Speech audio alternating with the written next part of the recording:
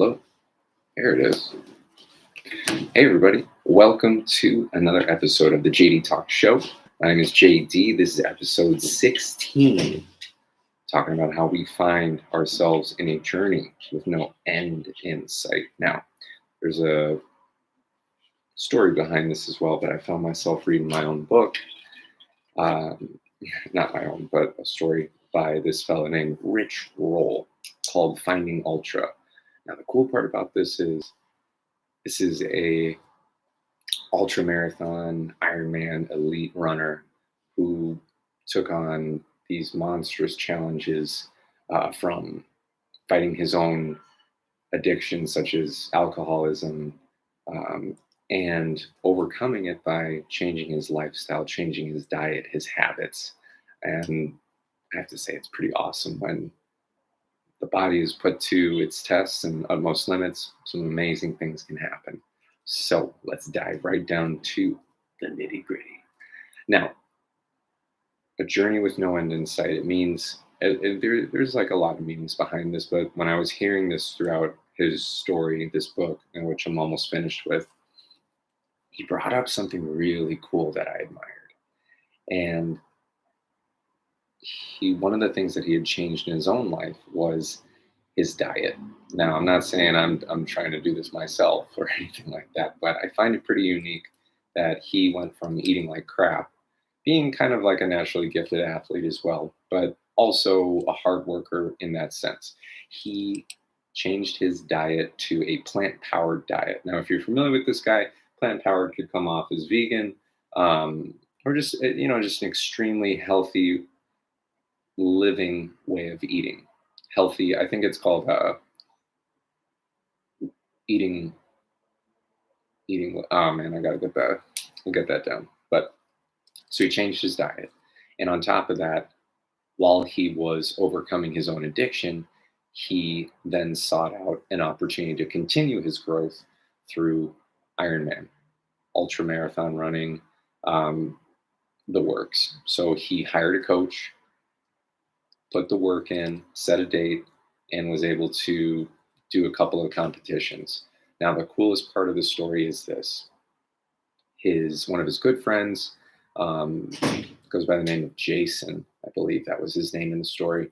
Him and Jason came up with this idea of doing 5 Ironmans in Hawaii in a row, like over 5 days. Now, I've run the New York City Marathon just alone, and that is death in its own. If you've ever done long distance running, you'll understand what I mean. Like when you hit your wall, you are hitting a wall of like the most pessimistic, doubt-driven mindset you could ever imagine. Like your body's shutting down, things are just falling apart, and you're like, I don't know how I'm going to be able to live after this moment. So all this stuff is happening, and just kind of just the unthinkable is going on, where he still finds a way to complete all of it. Him and this guy, over the course of a week, I think they gave themselves because they weren't trying to race it, they were just trying to complete it. And it actually happened, I believe, over 7 days instead of the 5, which, hey, listen, doing 2 back-to-back is one thing, but doing 5 over the course of 7 days is insane. Now, Rich, described his journey coming out of that as being one to remember, one thing that he'll take with him for the rest of his life. Now, here's the kicker, and this is where many people get lost, I myself included. When you complete something, what next? So this is the part where a lot of people tend to lose balance, lose focus of is how do you find the way to continue to keep, for example, keep up with your training? Do you always have to be training for something? Do I, as much of a passionate boxer as I am, do I need to be training to fight someone? No. But there are ways to maintain it, but not have to have the other loose ends at the end. Right? So I could be training in boxing and and still maintain that level of conditioning that I so admire, but I don't have to be getting knocked around in the head. If you've ever been hit in the head before, boxing or sparring or anything like that, it sucks. It really sucks. Because, I mean, my wife will attest for it too. But I'd be slurring my words sometimes and not even forming sentences, or even just talking out of my head like I've got nothing else to do. It it's weird. Another thing. So how do we continue to train or build for the next thing, or at least like continue this journey that we're on with the understanding that there is no end goal? How cool is that? So this journey that we're on through life, listen, we've got maybe, I think, I don't even know what the average age is that we all live to, but you think about it, we live our life with no end in sight.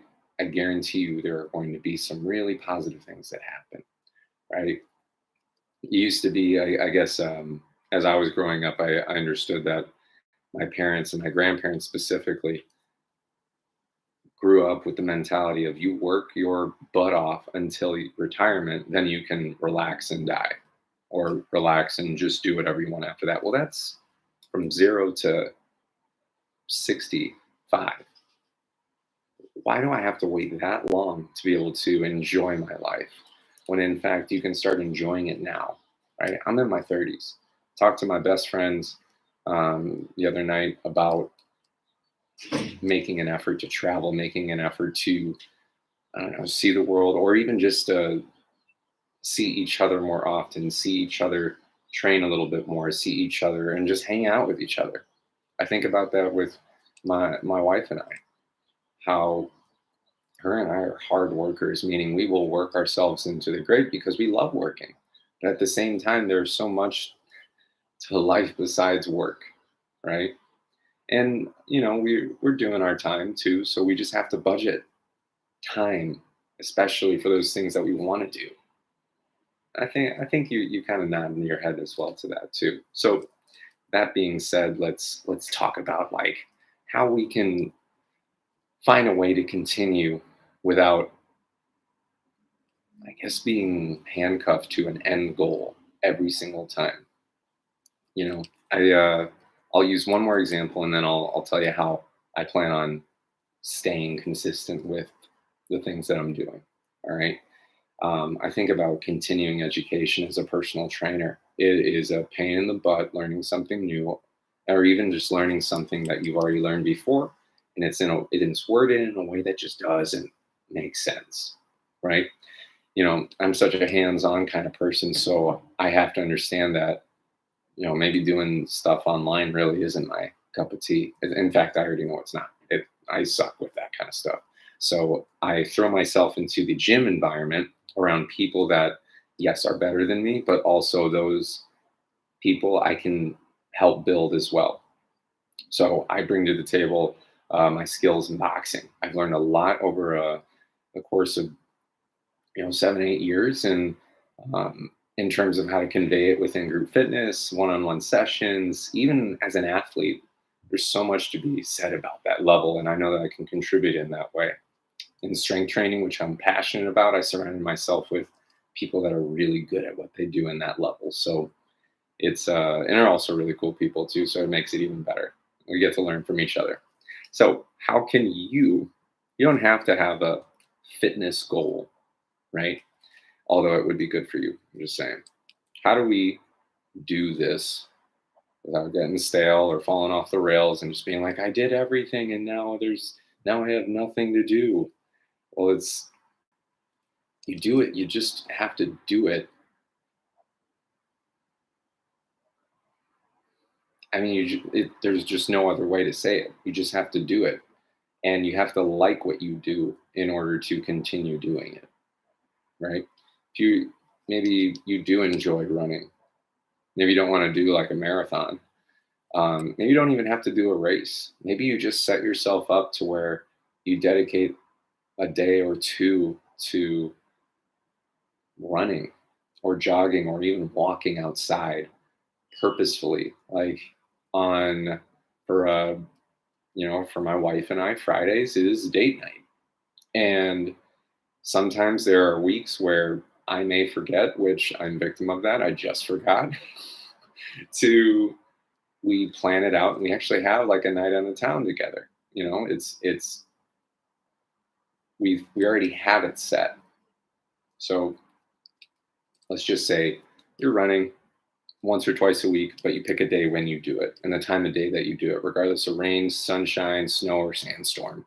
Maybe you're wanting to, I don't know, read another book. So, oh, here we go. So, yeah, I finished my book, or I'm almost done with my book. I put it out online, 4 books that have been recommended to me.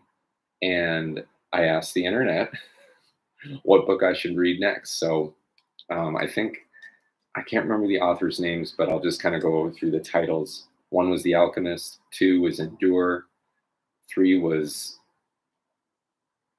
You Can't Hurt Me, I think, by David Goggins. And then there was one more, oh, Atomic Habits by James Clear. And I think right now it might be leaning, I have to look at the votes and stuff like that. I mean, shoot, I could pull it up right now. Let's go. Let's go. It's a great thing about social media is that it can show you so much. Okay, all right. So listen, in terms of the votes, how it's being broken down right now. Atomic Habits, 9% of the votes went there. David Goggins, Never Finished. That was the title. 27%. Endure by Cameron Haynes, 18%. And The Alchemist, Paulo Coelho. Oh man, I got to work on that. 45%. So it looks like that's my next book, The Alchemist. Don't really know much about it, but I heard it's amazing. It was recommended by actually many people that I know. So look at that. That's another example, right? Finding a way to just continue to keep the wheels moving is going to make you feel a little more fulfilled each and every single day. And again, it's not about the biggest things that you can take. It's not about the biggest wins. It's about the small wins because they will always offset the amount of losses you take, the amount of big wins that come in. They're always the things that will make you happier, those small little tastes of victory.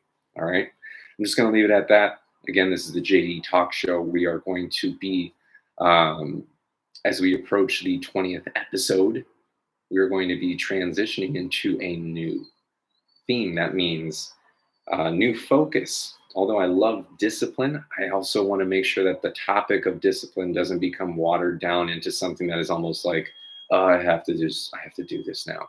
So it's always going to be fresh. And I'll let you know what it's going to be next time. All right.